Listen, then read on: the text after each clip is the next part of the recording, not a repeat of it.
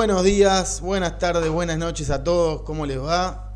Buenas, Maurito, ¿cómo estás? Hola amigo Joan, ¿cómo estás? ¿Cómo To- está todo? ¿Qué tal fue la semana? ¿Todo bien? todo tranquilo, siguiendo un poquito lo que habíamos dicho que íbamos a trabajar esta semana para empezar a presentarlo, porque digo empezar a presentarlo porque me parece que con este tema que vamos a tratar hoy hay mucho para hablar, ¿no? Sí, sí, la verdad que mucha tela para cortar habitualmente con todo cómo se está moviendo el escenario internacional, especialmente en este espacio de Medio Oriente. Sí, el tablero, este tablero global que nosotros bautizamos a nuestro canal, se está moviendo bastante. Y un poco hablábamos nosotros de que esta cuestión de Medio Oriente es un conflicto regional, pero que genera una crisis global, ¿no? Algo de lo que podemos empezar a ver. Sí, Joan, la verdad que este conflicto en el cual pongamos el eje hoy de disputa entre Irán, Estados Unidos e Israel como actores principales, no es una guerra más, es un conflicto, eh, o sea, no es un conflicto regional aislado, ¿no? Se cruzan, como habíamos conversado, se cruzan, a mi criterio, cuatro esferas o cuatro capas que rara vez coinciden al mismo tiempo, pero que en este caso las podemos ver, que es el poder militar, el poder religioso, una cuestión energética muy fuerte y claramente una disputa geopolítica global, ¿no? Sí, Y lo importante no es solo quiénes están, sino cómo juegan. No sé cómo lo ves vos. sí, coincido en lo que estás planteando. Me parece que esto se está moviendo todo el tiempo. Me parece que estas cuatro ejes que vos planteás son fundamentales para poder analizar el conflicto. Un conflicto que en realidad viene de larga data. Si uno tuviese que hacer un poquito de historicidad sobre el conflicto, podríamos irnos remotamente al inicio de el planteo sionista, digo, no en términos ni peyorativos ni positivos, digo, en términos políticos. El sionismo es una facción política, con lo cual no hay que tenerle miedo a hablar de eso. Digo, con la creación del Estado judío, y posteriormente también de la misma forma con lo que terminó siendo la revolución iraní del 79.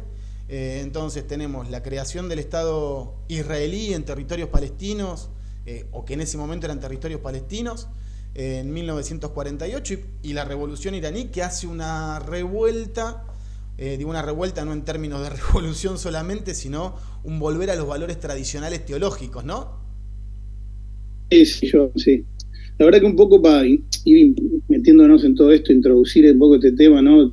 Volviendo a lo anterior, ¿no? Que estamos frente a una guerra más, ¿no? Que estamos ante un hecho, ante algo mucho más incómodo. Este es un conflicto, coincidirás conmigo, que el mundo no puede permitirse escalar, ¿no? Pero tampoco por estos días se sabe cómo cerrar, por eso esos aspectos que vos mencionás, el aspecto histórico, el aspecto religioso, el aspecto profundo de los orígenes, tanto de Israel como de Irán, son más que importantes, Joan. Van más de 60 días, 64 días, si tomamos la fase abierta, ¿no? De esta escalada. No vemos paz, no vemos guerra total, estamos lo que yo considero es una tensión administrada, un equilibrio inestable donde cada actor mide hasta dónde avanzar sin cruzar el punto de no retorno, ¿no? Y bueno, esto que vos mencionás es un tema no menor, no menor. Bien sabemos que primero Irán es una civilización eh, muy importante, la civilización, su origen es la civilización persa, que ha tenido una continuidad histórica dentro del mismo Irán. Y por otro lado, lo mismo ocurre con Israel, que en esta situación de diáspora histórica, en un momento dado de su historia, vio la oportunidad, después de un congreso sionista, de establecerse, de poner esta decisión de un pueblo que necesitaba tener su Estado, y a partir de 1948 se instala en el sitio que para ellos es un sitio histórico, pero que a su vez estaba ya los palestinos instalados ahí. Y esto genera un montón de cosas, ¿o no? Sí, sí, absolutamente. A ver, una de las cosas que hablábamos, Mauro, en la semana era cómo abordar la cuestión histórica para poder explicar un poco más el conflicto en profundidad, y la verdad que si uno tiene que irse para atrás en términos de civilizaciones, la civilización persa y la civilización judía, estamos hablando de civilizaciones milenarias, y con cuestiones que tienen que ver con el desarrollo de dos de las principales religiones monoteístas del mundo, ¿no? Digo, la religión judía y el Islam.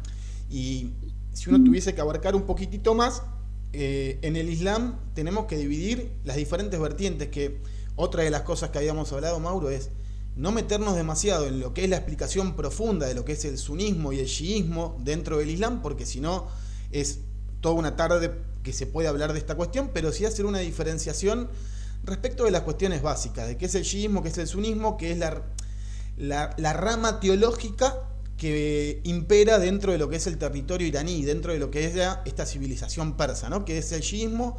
Básicamente lo que podemos decir, para que la gente lo entienda, quienes están del otro lado, después en algún momento profundizaremos, pero cuando se divide el Islam en dos facciones principales, que son el sunismo y el chiismo, hay algunos que deciden seguir a quien era el yerno de Mahoma, del profeta Mahoma, el principal profeta de la religión islámica, y por otra parte aquellos que deciden seguir a quienes de alguna manera entienden que profesa mejor la religión islámica. Y bueno, básicamente desde ahí se divide. Después podemos hablar de los 12 imanes y de muchas cuestiones más que tienen que ver con el desarrollo de esta parte del chiismo, pero fundamentalmente quedémonos con que Irán es el principal representante del chiismo en Medio Oriente, ¿no? Exacto, déjame aportar alguna cosa más, Joan. Este Irán moderno, ¿sí? No puede entenderse como una creación reciente. Como decíamos recién, la continuidad de una tradición estatal que se remonta al imperio persa, que es una de las primeras estructuras imperiales complejas del mundo.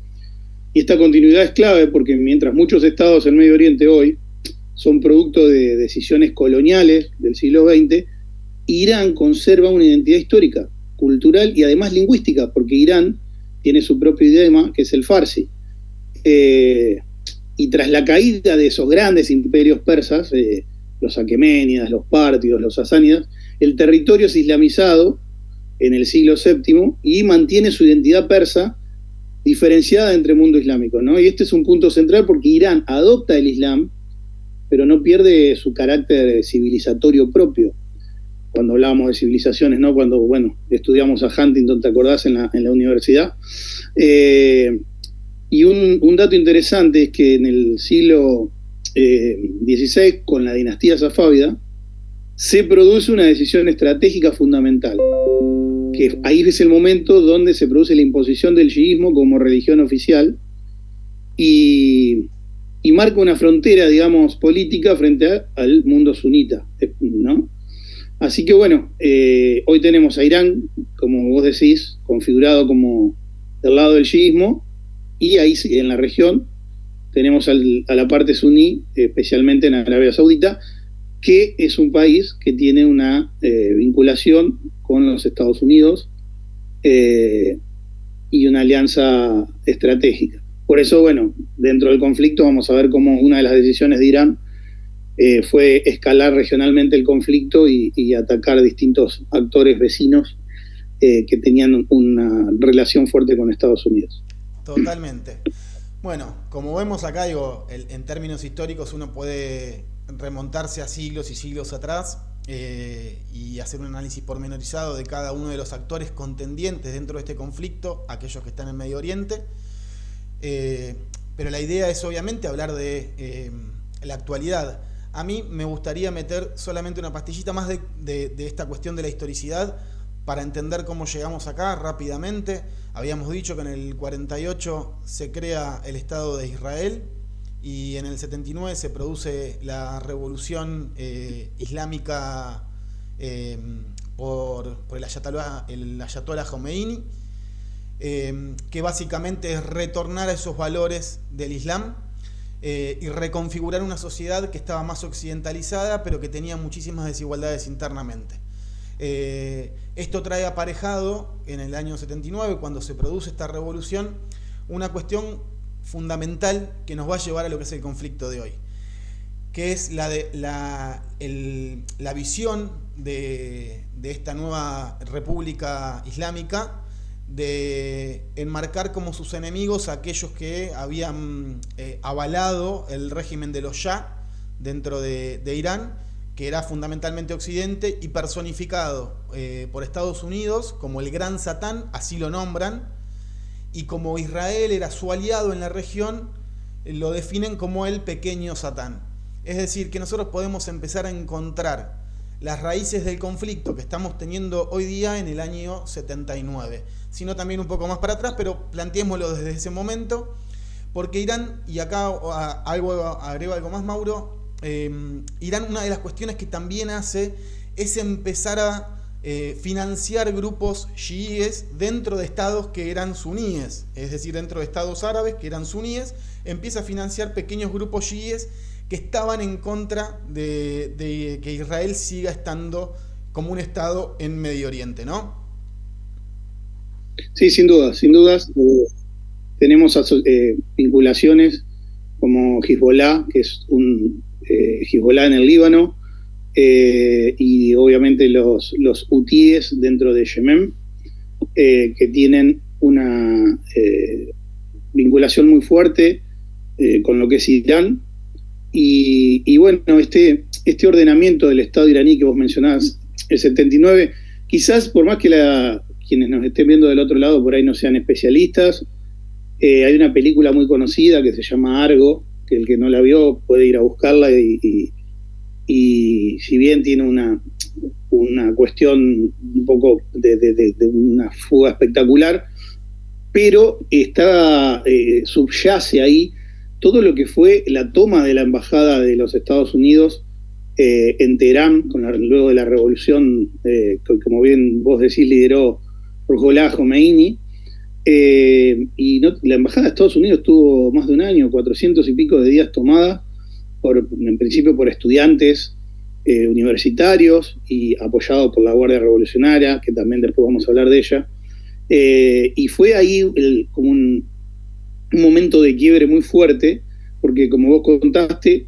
desde el 35 hasta el 79, Irán estuvo bajo la dinastía de los Pahlavi, del Shah, primero con Reza Pahlavi, después con su hijo Mohammad Reza, y bueno, a partir de 1979 la transformación es drástica, y se produce el quiebre con la irrupción de los ayatolá y de todo este régimen.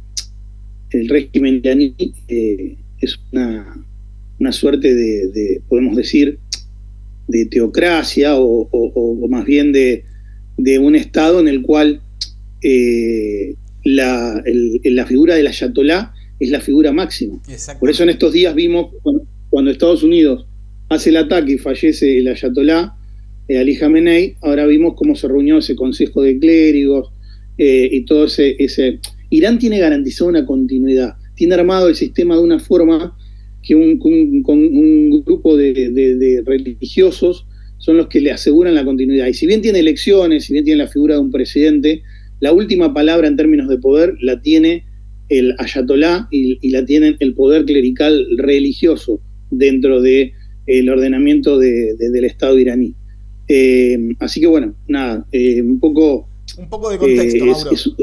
Un poco de contexto para que la gente entienda. Sí, tal cual. Exactamente. Bueno, obviamente esto nos va a llevar mucho tiempo, digamos, el conflicto, este conflicto en particular, y ahora lo vamos a desarrollar, nos va a llevar muchos capítulos, muchas semanas de ir presentando, y vamos a ir trabajando sobre la historicidad un poco más en profundidad, pero hoy nos interesa meternos en lo que tiene que ver con el conflicto actual, con el conflicto de hoy, con lo que está pasando hoy. Y vos nombraste 4 ejes que me parecen sumamente interesantes. Y en esto, cuando empezábamos a hablar, hablábamos de conflicto regional y crisis global.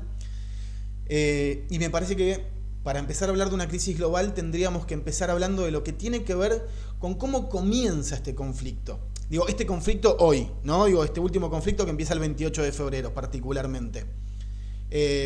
Yo quisiera, y a ver si estás de acuerdo conmigo, Mauro, desterrar la idea de que este conflicto inicia porque tanto Estados Unidos como Israel buscan que Irán no consiga las armas nucleares.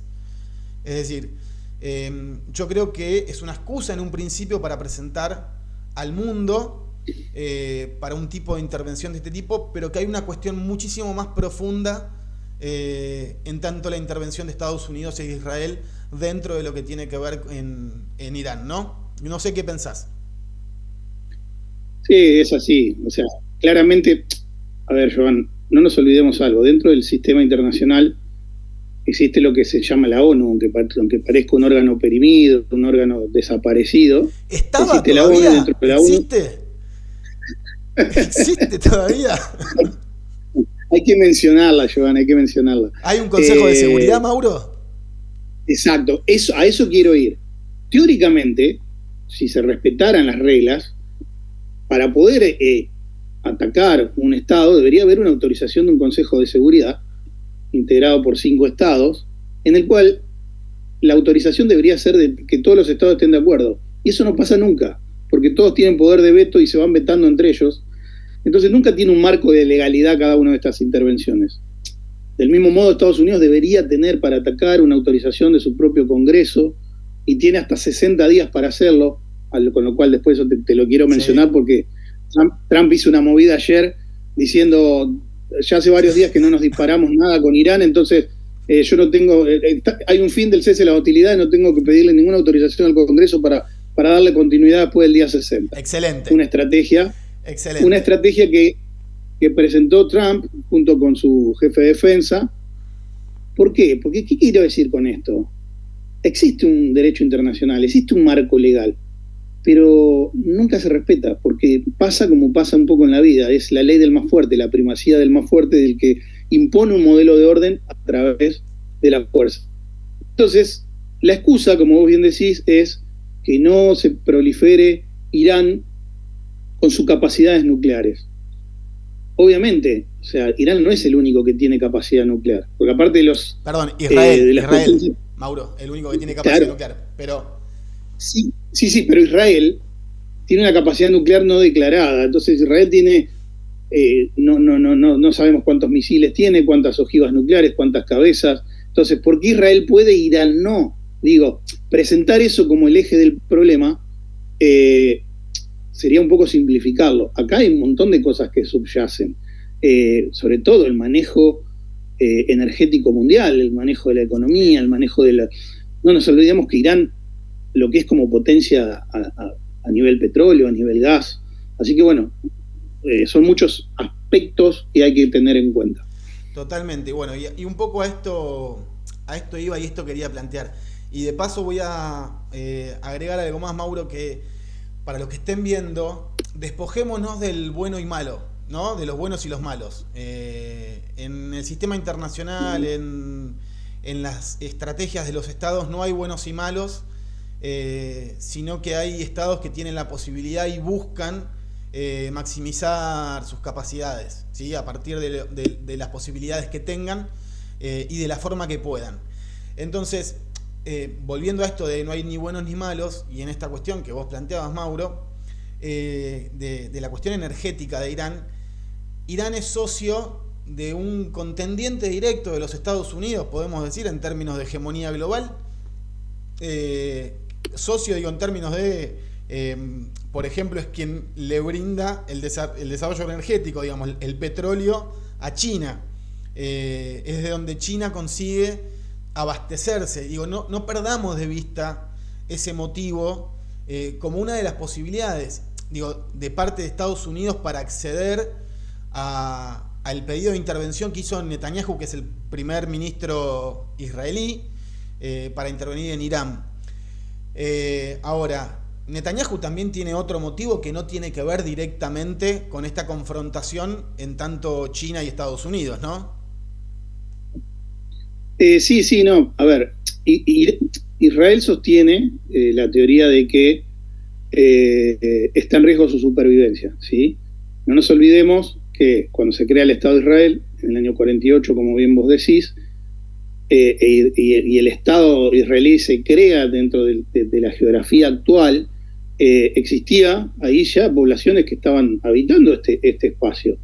Entonces, esta irrupción, lo estamos viendo también, que eso da para otro capítulo aparte cuando hablemos de la cuestión Israel-Gaza, pero digo, estamos viendo que Israel es un actor que, instalado en su tierra histórica, para lo que es su pensamiento y su modo profundo, religioso y identitario, su instalación ahí, la creación del Estado, o sea, se generó y se ganó un montón de enemigos. Entonces, Irán es uno de ellos. Irán, cuando estaba el Shah, tenía relaciones diplomáticas con Israel, porque el Shah también tenía esta muy buena relación con los Estados Unidos. Pero a partir de esto que vos dijiste, el gran Satán y el pequeño Satán, a partir del 79, la enemistad es totalmente declarada entre Irán e Israel, y Israel sostiene que en la postura iraní, Irán procuraría hacer desaparecer Israel de la tierra. Apoyado esto en que en algún momento líderes iraníes lo han declarado. Entonces, a partir de ahí, se genera una cuestión en la cual para Israel es una cuestión de seguridad nacional vital, de supervivencia, realismo puro dentro de las relaciones internacionales. Exactamente. Además de otros intereses en juego. Y para Estados Unidos no pone en riesgo su interés vital de supervivencia, pero sí la de preeminencia de quién va a ser el actor principal dominando el mundo. Como bien vos decís, tenemos a China expectante, que es el principal comprador de los recursos energéticos iraníes, y tenemos también a Rusia dando vuelta ahí, que también es un aliado estratégico, Irán, y fue el que le ayudó a Irán con inteligencia militar, para ayudar, por ejemplo, a establecer dónde estaban los objetivos de ataque o de defensa, y los objetivos sobre todo de esta estrategia que tuvo Irán, muy interesante en términos militares, de agredir a los países vecinos y llevarlos a todos al barro. Si fuera una pelea del barrio, diríamos, vamos todos al barro y nos peleamos todo ahí y generamos un ruido interesante, y precisamente para generar un conflicto en la zona del estrecho de Hormuz, y evitar el tránsito de petróleo, de gas, de recursos energéticos y también de fertilizantes, porque el estrecho de Hormuz es una zona muy estratégica, pero bueno, vayamos como ordenando los temas, y porque a mí me gusta. No, está bien. Yo te estaba dejando porque, a ver, nombraste varias cuestiones que me parecen nuevamente interesantes, Mauro. A ver, primero que nada, cada uno de los estados tiene sus propios objetivos en líneas generales, tanto Israel como Estados Unidos como Irán. Yo lo que sí asociaría, a ver qué te parece a vos, tanto del lado de Estados Unidos como del lado de Israel, una creencia de una pseudo doctrina Monroe, ¿no? En el caso de Estados Unidos, América para los americanos; en el caso de Israel, podríamos decir Medio Oriente para los israelíes. Sí. Y su único gran enemigo con fuerza, con la capacidad efectiva de hacerle frente al Estado israelí, es Irán. El resto de los estados o son aliados o son pequeñas células insurgentes, como pueden ser, como vos bien lo dijiste, los hutíes en Yemen, como puede ser Hezbollah en Líbano, como puede ser Hamas en Palestina, y algún que otro grupo que pueda levantar por ahí, pero en líneas generales, como Estado-nación y territorio, es Irán, ¿no?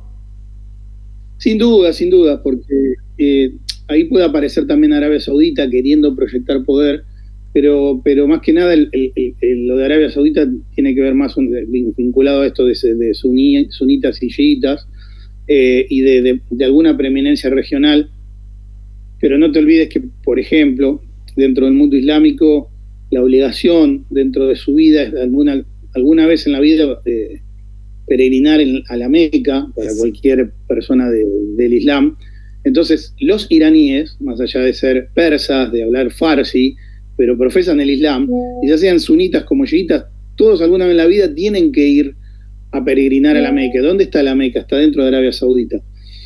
Entonces, más allá de cualquier diferencia dentro del mundo islámico, no hay una confrontación total, porque hay una cuestión religiosa que en el fondo, en algún punto los divide, pero centralmente los une, de esta cuestión de adoración y de peregrinación a las ciudades santas del Islam. Totalmente. Entonces, el eje pasa a ser, como vos bien decís, entre Israel e Irán, que como bien quedó en claro en todos estos días, Irán no era un país fácilmente derrotable. O sea, hoy vemos un conflicto en el cual no hay ni ganadores ni perdedores. ¿Quién ganó? ¿Quién perdió? O sea, es así, Mauro. Es así. Te quiero agregar algo con esto que estás diciendo. Vos nombrábamos al principio determinados factores que hacen que este conflicto sea efectivamente un conflicto, una crisis global y un conflicto regional. Pero volviendo al tema puntualmente de lo que tiene que ver en tanto Irán, Israel y Estados Unidos, no hay hasta el día de hoy ganadores y perdedores. Hay quienes siguen sosteniendo o que Irán sigue sosteniendo el territorio. Sí estamos enfrentando una crisis económica y me gustaría dejar esto bien claro. Estamos afrontando una crisis económica internacional que tiene que ver con el faltante del petróleo, que después vamos a ver una decisión particular un ratito como nota al pie, la salida de Emiratos Árabes Unidos de la OPEP, que va a tener que ver con esto. Pero tenemos una crisis en términos de la cuestión del petróleo y tenemos una crisis en puerta a futuro, un futuro próximo, en términos de los fertilizantes que no se están produciendo y que no se están entregando a los estados para poder generar alimentos, un mundo que necesita alimentos. Entonces, ahí tenemos un conflicto o una crisis económica global. Pero vos dijiste algo que me pareció interesantísimo, que hablaste de la cuestión del territorio iraní, en la cuestión de lo que tiene que ver con la invasión y con su propio desarrollo. Me parece que es un factor clave a la hora de entender el conflicto. Irán no es Irak, ¿sí? Y esto me gustaría que todos lo tengan en claro. Irán no es Irak. Irán es un territorio montañoso, de difícil acceso, es un estado organizado, ¿sí? Es un estado organizado, no es un estado como en el caso de Saddam Hussein, ese Irak que tenía confrontaciones internas. Irán hoy está ordenado. Irán tiene una guardia revolucionaria que además trabaja de forma celular, es decir, son pequeñas células que están en diferentes lugares y que tienen órdenes ya dictaminadas y que pueden funcionar sin que alguien de arriba esté mandándolos. Entonces tenemos un territorio complejo, un estado organizado, una milicia organizada. No es Irán, Irak. Sin duda, como hablábamos antes, Joan, Irán está armado de manera tal, o está estructurado de manera tal, de que existe una continuidad independientemente de las bajas que pueda llegar a tener. Vos pensás que durante estos días hemos visto la muerte de la figura máxima, como es el Ayatolá, Ali Khamenei, la muerte del negociador máximo que tenía Irán, Mauro, y la muerte de otras figuras. Mientras vos hablás, sí, yo voy a pasar un poquitito a mostrar el mapa de lo que es Irán, para que se tenga un poquito en claro la diferencia entre Irán e Irak, ¿sí? Perfecto.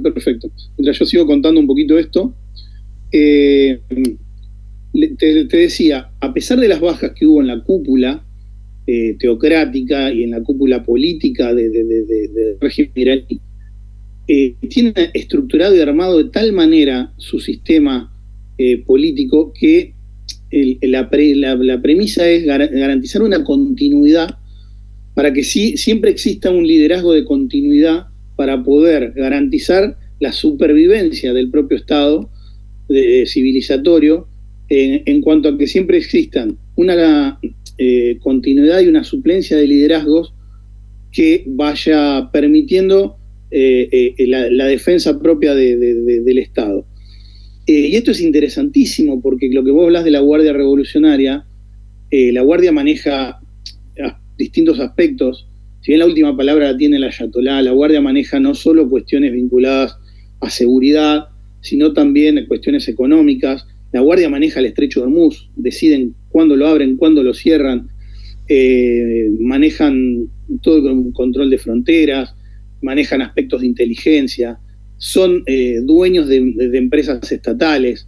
O sea, acá estoy mostrando, Mauro, un poquito el estrecho de Hormuz para que se vea, ¿sí? Así que, nada, para marcarlo lo que es, lo chiquito que es por donde pasa el comercio mundial del petróleo y de los fertilizantes, ¿no? Tal cual, tal cual. Estábamos hablando, Joan, cuando hablas de la geografía iraní, de este lugar estratégico. Irán tiene salida al Golfo Pérsico, está cerca del Mar Caspio, limita con Asia Central, está conectado indirectamente vía Irak y Siria, porque hoy con Irak, si bien estuvieron enfrentados durante mucho tiempo, en la época de Saddam, una guerra atroz, una carnicería, 8 años, sí, que incluso se usaron armas químicas por primera vez en la historia, o segunda, porque en Vietnam se usaron, pero hubo armas ahí complejas, pero hoy Irak tiene una asociación con Irán, entonces, hoy que es un Irak chiita, cuando estaba Saddam era sunita, entonces también está conectado indirectamente con el Mediterráneo vía Irak y vía Siria, y le da una profundidad territorial y capacidad de proyección que, como bien decís, es muy difícil abordar. ¿Por qué en ningún momento Estados Unidos planteó una invasión terrestre? Si bien se dijo, se habló, es muy difícil abordar de manera terrestre a Irán. Sería una cosa similar a lo que le pasó cuando Estados Unidos se metió en Somalia y terminó con esas guerras callejeras que como vimos en la película Caída del Halcón Negro, fue un desastre para Estados Unidos.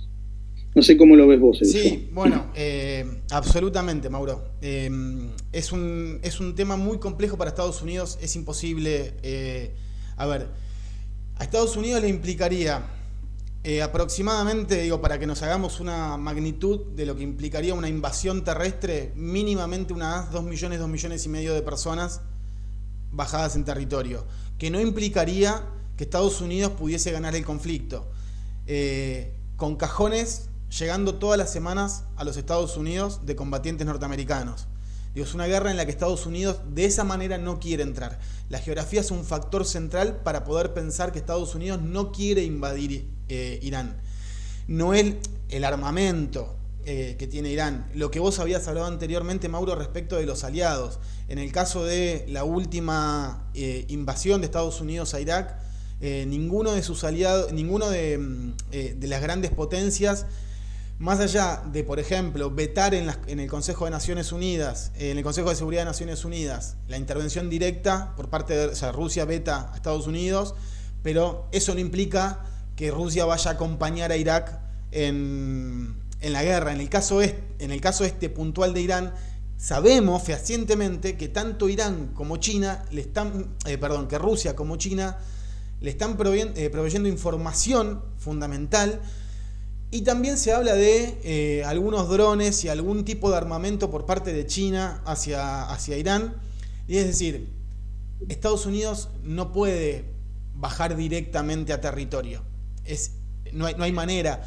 Y por otro lado, el costo que implicaría una guerra ¿se acuerdan? Para los que están ahí, me imagino que tienen todavía grabado cuando Donald Trump dijo: vamos a desaparecer una civilización esta noche. Sí, eso fue para la parte tribuna. De la guerra retórica. Fue para la tribuna. Hola. Sí, tal cual, Joan, tal cual. O sea, parte de la guerra, porque acá la guerra se juega en varios planos, o sea, es como decíamos, militar, económico, religioso, estratégico, histórico, y también a nivel de las redes, a nivel de las fake news, a nivel de lo que se dice para afuera, pero se hace para el adentro. Imposible eliminar y borrar de la faz de la tierra una civilización como Irán. Para que eso pase deberían caer varias bombas atómicas sobre territorio iraní. No. Y eso es un escenario no contemplado. A ver, el único manera que hubiese un escenario así, que claramente marcaría el Armagedón, el fin de los tiempos, porque eso implicaría ya no solo el fin de Irán civilizatoriamente, sino de todos nosotros, una hecatombe de tipo nuclear. Acá el mayor riesgo no es quién va a usar la bomba atómica o quién la usaría, sino los errores que pueda haber. O a veces en cuestiones retóricas o de escalada, muchas veces el problema no es la acción, sino se busca disuadir en primer término, y el problema puede ser el error estratégico. Aquellos errores que lleven a una retórica y una escalada que no pueda frenarse. Como hemos visto después de Hiroshima y Nagasaki, nadie quiere eso. La utilización. Exactamente. Y cuando hubo problemas nucleares tuvo que ver con accidentes, como pasó en Chernobyl. Exactamente. Como pasó en Fukushima, o como podría llegar a pasar en Zaporilla, ahora entre Ucrania y Rusia, por errores estratégicos. Pero no por la intención de un uso directo. No. Porque es muy complejo ese escenario. Pero bueno, bajo Mauro, ese punto.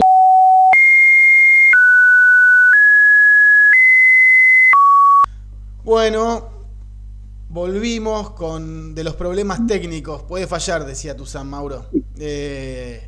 Tuvimos algunos problemas técnicos, pero estábamos haciendo el cierre, ¿no, Mauro? ¿Será alguna intercepción de los hackers iraníes o israelíes? Vos decís que nos están queriendo silenciar, no van a poder silenciarnos, Mauro. No van a poder silenciarnos. De todos lados nos van a querer silenciar, porque como nosotros no hablamos a favor de nadie, seguramente nos van a querer silenciar de todos lados. No, pero tuvimos unos problemas técnicos. Sí, lo que me interesa retomar es lo siguiente.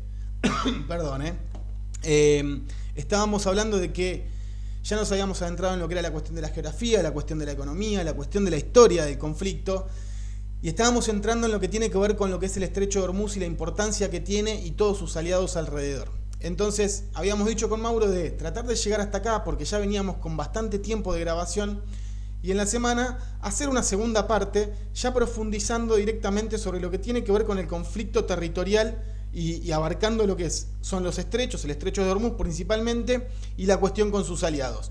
Con los aliados de Estados Unidos y de Israel, y por otro lado los aliados iraníes. Así que, digo, para dejar presentado el tema y trabajar en la semana lo que tiene que ver ya con todo el conflicto en toda su envergadura, ¿no? Así es, Joan.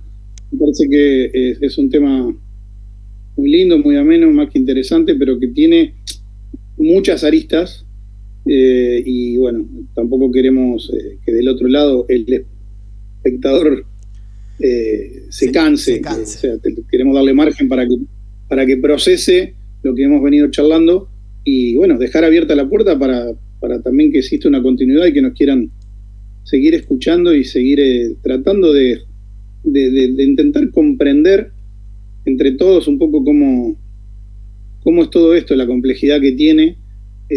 Nuestro objetivo es no resolver las inquietudes, eso es imposible, pero sí dar lugar a que existan este espacio para que a uno mismo te vayan generando más preguntas. Si logramos a través de esto que el que está del otro lado se genere más preguntas, o que tenga un interés por ir a conocer o a profundizar más de todos estos temas, bueno, el objetivo está cumplido. Totalmente, Mauro, totalmente. Así que lo dejamos acá por hoy. Esta semana nos comprometemos, si te parece, miércoles o jueves subimos una segunda parte del conflicto en Medio Oriente y esta crisis global, para ir profundizando en cuestiones que tienen que ver más con lo particular y con la actualidad, porque de la actualidad también hay mucho. Entonces, si nos íbamos hacia la historia y después íbamos a todo lo que tiene que ver con la actualidad, la verdad que también se volvía bastante complejo, y como decías vos, Mauro, hasta incluso puede tornarse medio cansador, y la idea es que el que está del otro lado nos esté escuchando, esté compartiendo y le estén quedando preguntas, muchas preguntas y más preguntas, porque fundamentalmente lo que tiene que ver con el análisis de las relaciones internacionales tiene que ver con hacerse preguntas, y lo que nosotros buscamos desde acá no es dar respuestas, es dar preguntas. Así que nada, vamos por ese lado. Nos vemos el miércoles o el jueves con todos ustedes. Si les gusta el video, Esto es la primera vez que lo vamos a hacer porque nunca lo hicimos, esto de pedir suscripciones. Suscríbanse, ¿no?, al canal, den me gusta también y hagan comentarios.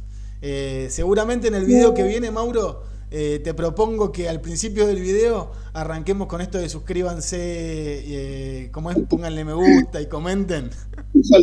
Nos falta un poco adentrarnos en ese escenario. Nos falta timing, nos falta timing. Arrancamos con un saludo, buenos días, tardes o noches.